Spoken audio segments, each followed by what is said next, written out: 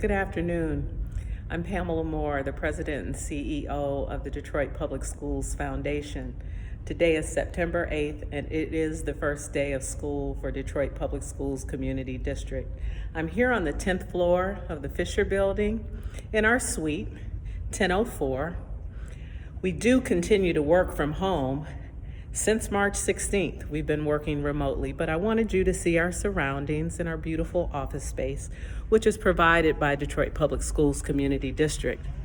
So I'm going to walk into our suite and come into the conference room and talk with you for just a bit about who we are and what we do for the 51,000 deserving students of Detroit Public Schools Community District. So thank you once again to the trustees of the Young Women's Home Association, and I hope you enjoy the next few minutes. I'm gonna try to line up things behind me, our nice poster. So again, I'm Pamela Moore. I'm a proud alum of the Detroit Public Schools, Cass Technical High School. And the Detroit Public Schools Foundation was created by DPSCD. That's the acronym for Detroit Public Schools Community District. We were created and funded. We were created in 2003, funded in 2009 with seed money, and created to be a 501c3 to assist the district with fundraising activities. And that is what we do. We have 4 priorities, which are in complete alignment with the district. They are literacy and early learning, career pathways, STEAM, which stands for science, technology, engineering, arts, and math, and experiences beyond the classroom. And prior to COVID, we would fund many grants to classrooms that paid for after-school programs, field trips, competitions, travel to other states, professional development for our educators, trips for families. So it's a competitive process. We do it 3 times a year. And again, we hand out many grants averaging anywhere from $5,000 or less. We also do traditional fundraising for the district. We have our annual signature event coming up on October 7th called Champions of Education, where we are honoring the Detroit Lions. And then we do campaigns like Connected Futures, which we have shared with you. So I'm going to give you some highlights about Connected Futures. It is our solution to the digital divide. We knew from surveys that 90% of our families in DPSCD did not either have internet access and or an adequate device where students would be able to access online curriculum materials. So when there was talk about closing the schools in February, we got to work.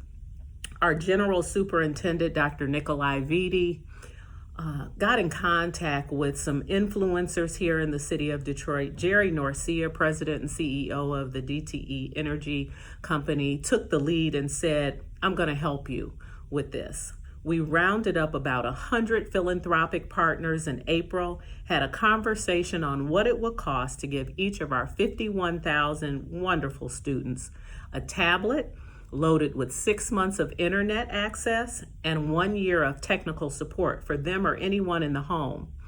That price tag came to $22.9 million, and I can tell you that this is the most generous city and region in the country.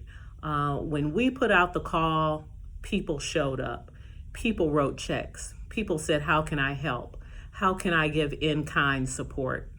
We put together a wonderful presentation and deck, and we took our show on the road, basically. The funding started to come in April, right after the call, and continues to come in.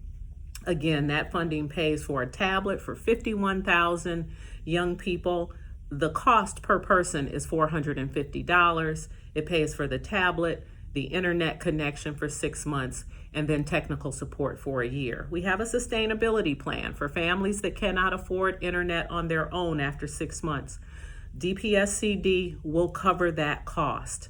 Sustainability plan also includes tracking our metrics, seeing what kind of improvement this technology is going to make in the lives of not only our students, but families. So this is a gift. Families have to sign a consent saying this property belongs to me. If I destroy it, lose it, damage it, it is on me to replace it, and we'll have some very low cost replacement devices for families. We are going to track student performance. We are going to track utilization. There is a small team called the Governance Committee, which consists of some of our largest donors for Connected Futures. And again, they meet weekly. We are a part of the team, the Detroit Public Schools Foundation. We were named the fiduciary early on and have collected the donations that have come in. They've come in from individuals, they've come in from organizations, they've come in from corporations. Very generous people who have called me and given me their stories on education and how they felt the need to just give to such a life-changing initiative. So we're proud to be a partner. Again, this is our solution. This is the first day of school. 80% of our families have said they're going to keep their children at home, but now those children have a device where they can learn from their home. 20% of our families have said, I can't manage my children being at home. I'm an essential worker. I have to go to work. And so they're sending their children to our schools. All 111 of our schools are open. They either have face-to-face instruction when they get there from their teacher, or the learning centers, which is what we're calling them, will have adults monitoring and supervising children that are looking and learning online and seeing their teacher, not face-to-face, but online. Teachers have had the option whether they wanted to come back into the schools or not.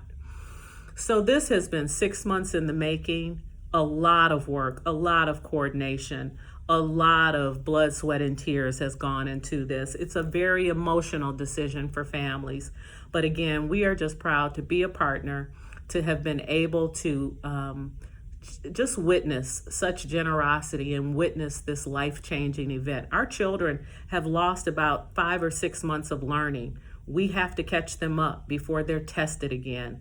We have to catch them up. We have to get them acclimated to this new world that we're all living in. And these devices will certainly help that. So we have distributed about 75% of the tablets to our 51,000 families. For those families that we have not been able to reach, we are going door to door. There is a team on the ground at DPS CD that has worked tirelessly since February.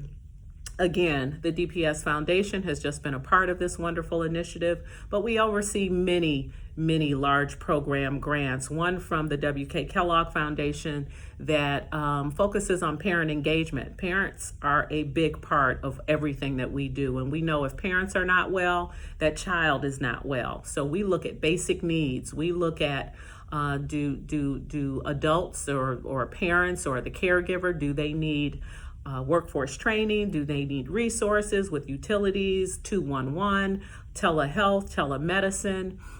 We connect them to those resources. We also have workshops for families. We do field trips for families. We get them ready to put a kindergartner into DPS CD. We train teachers to go into homes and sit down and talk with families to see what's really going on and see if that whole child is well. We manage the Ford Resource and Engagement Center in one of our schools, Fisher Upper. All of these partners come together and offer free resources, legal resources, workforce development resources to the families, not only in that area, Far East Side, but anyone who comes in, free resources. We managed the water fund donations that came in when we found lead and copper in our water fountains in the school. So that's what we do. I won't go on. I'm almost at my 10 minutes.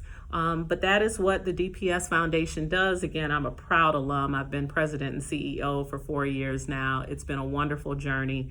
These children do not have the resources that I had. And so it's a privilege to be in this role and to be able to come to you today, Young Women's Home Association, your board of trustees. Thank you for the opportunity to talk to you today about Connected Futures, who we are and what we do. Thank you so very much.